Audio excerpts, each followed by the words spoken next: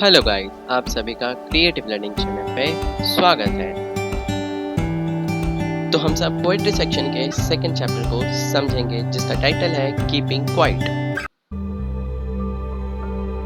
चलो भाई, देखो अब मैं क्या करता हूँ। चलिए इस पोएम के एक एक बातों को समझेंगे। स्टार्टिंग करते हैं इसके पोएट, जिनका नाम है पाब्लो नेरूदा। नाम से तो पता चल रहा है कि साफ साफ कि एक मेल है। सही पकड़े हैं। इनका नाम सुनते ही लगता है कि पाब्लो पिकासो की बात चल रही है। हाँ, वही पाब्लो पिकासो जो फेमस पेंटर है। कमेंट में बताइएगा कि आपके माइंड में भी वही आया या फिर कोई और। चलिए आगे बढ़ते हैं। अब पोएट के बारे में भी थोड़ा सा कुछ जानते हैं। वैसे एग्जाम में पोएट से रिलेटेड पूछेगा, उतना डिटेलफुली तो नहीं पूछेगा, खत्म। Bye bye, tata, good bye, गया। लेकिन फिर भी थोड़ा सा आइडिया रखने में क्या जाता है। पब्लो नेरूदा पोएट का असली नाम नहीं है। इनका ये पेन नेम है, मतलब पालतू नाम। नहीं नहीं नहीं नहीं नहीं नहीं नहीं, मतलब निक नेम है। इनका असली नाम है, सुनिए जरा ध्यान से, नेफ्ताली रिकार्डो रेस बेस्तोल जो भी है। अरे बाप रे बाप, इतना बड़ा नाम, ये नाम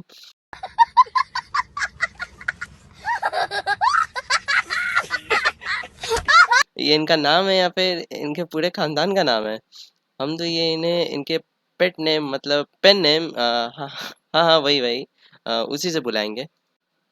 इनका बर्थ मतलब जन्म चिली के पैरल में हुआ था। भाई नाम में कैसा ये प्लेस है, चिली। लगता है चिली सॉस की बात हो रही है। मतलब हमारे लिए कुछ खास इतना जानने को नहीं है इनके लिए। आगे बढ़ते हैं और जानते हैं कि पोयम को, जिसका टाइटल है कीपिंग क्वाइट। नाम में ही क्वाइट मतलब, नाम में ही क्वाइट है, मतलब कि ये एक, आप सब क्वाइट हो जाओ, अंदर से और बाहर से भी, ताकि आप सब इसके एक्सप्लेनेशन को मज़े से ले सको। अच्छा, तो पोएम्स के पहले दो लाइंस को देखते हैं। Now we will count to 12 and we will all keep still. अरे बाप रे, पोएम के स्टार्टिंग में ही शांत रहने को कह रहा है, मतलब कि मैंने कुछ गलत नहीं कहा था। बात तो सही है। अरे ये बिल्कुल ऐसा है कि जैसे बचपन में हम सब हाइड एंड सीक नहीं खेलते थे, जिसमें मतलब कि छुपन छुपाई, जिसमें कि 1 2 3 4 एक बंदा काउंट करता था और बाकी सब छुपते थे। इससे ये समझ में आ रहा है कि पोएट चाह रहा है कि हम सब 1 2 3 4 12 तक काउंट करें और मतलब शांत हो जाए, मतलब कि स्टिल हो जाए। तो चलिए आगे देखते हैं कि पोएम में और क्या है। दूसरे पार्ट को देखते हैं, जो कुछ इस तरह है। For once on the face of the earth, let's not speak in any language. Let's stop for 1 second and not move our arms so much.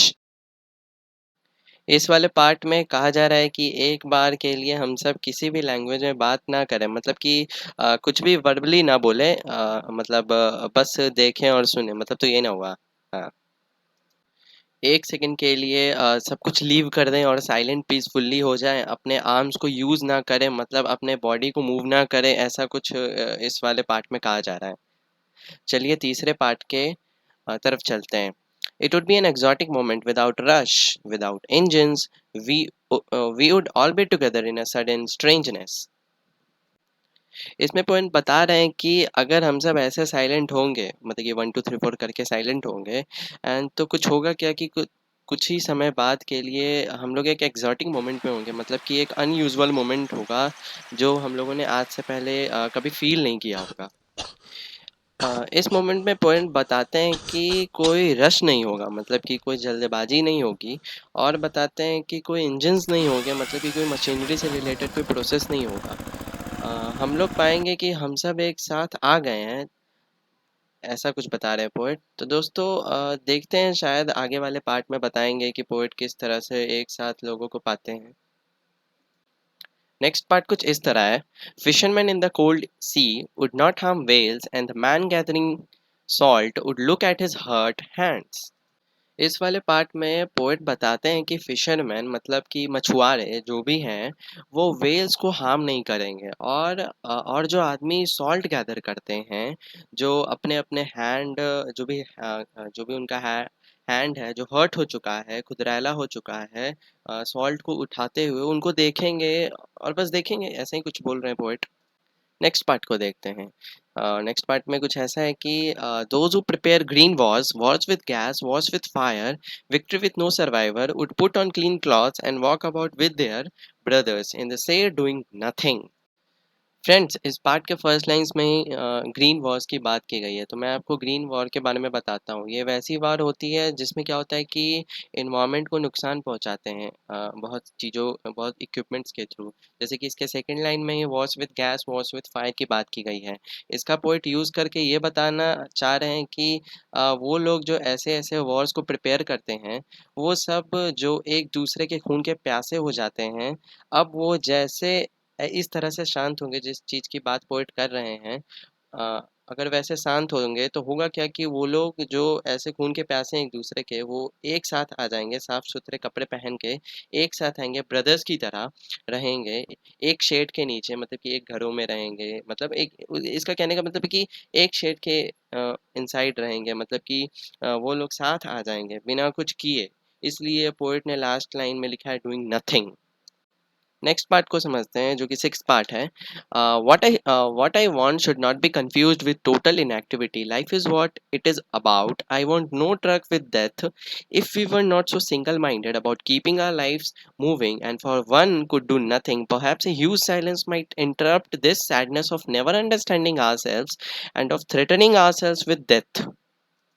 इस पार्ट में पोएट स्टार्टिंग में बता रहे हैं कि what I want should not be confused with total inactivity, मतलब कि वो ये क्लियर कर रहे हैं कि कुछ लोग ये डूइंग नथिंग से गलत मतलब निकाल सकते हैं।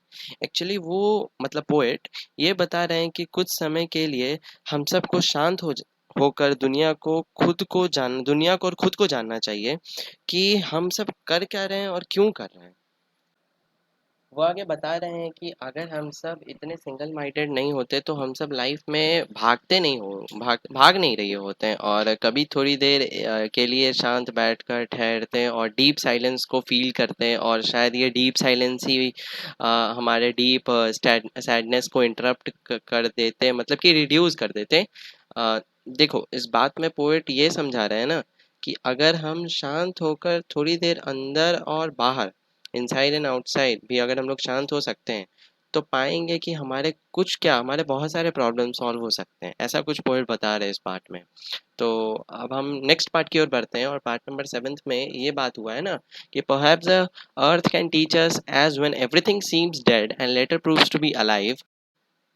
इस पार्ट में पोएट ये बता रहे हैं कि शायद कि अगर हम इस तरह साइलेंट होकर कुछ नहीं बोलें और ऑब्जर्व करें कि इस दुनिया को एज इट इज़ देखें, और ये कुछ ऐसा हम लोग पाएंगे ना कि कुछ चीज़ें भी देखेंगे, ऐसी भी कुछ चीज़ें देखेंगे जो पहले बार में तो लग रहा होगा कि वो डेड है, लेकिन कुछ ही पल में वो अलाइव दिखने लगे। क्या ये समझ में आया आपको?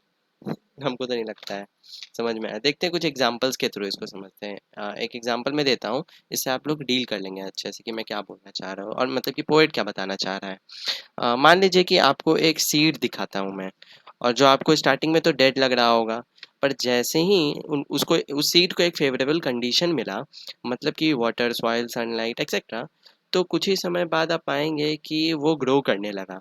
मतलब कि जो जो एक चीज़, तो समझ में आया ना कि जो एक चीज़ एक सीड, मतलब कि जो एक मतलब कि डेड था वो, तो स्टार्टिंग में तो डेड लग रहा था, लेकिन फिर हुआ क्या कि वो एंड में अलाइव दिखने लगा। तो ऐसे ही कुछ पोएम दिखा रहे हैं अपने इस पार्ट में। और तो दोस्तों, पोएम के लास्ट पार्ट में आप लोग को ये पता लगेगा कि वो फर्स्ट पार्ट का ही रिपीटेशन है, तो उसको मैं कंक्लूड नहीं करूँगा, आगे देखते हैं क्या हम लोग को देखना है।